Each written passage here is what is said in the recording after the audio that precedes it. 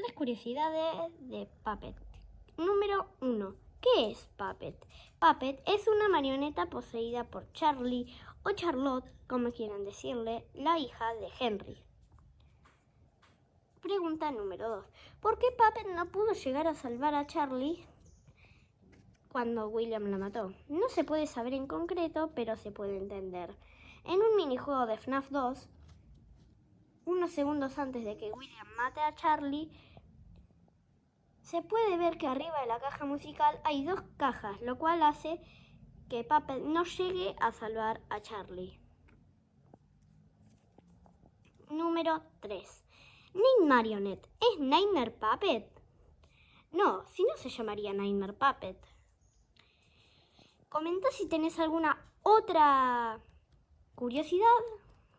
Espero que les haya gustado mucho este video. Me costó muchísimo hacerlo.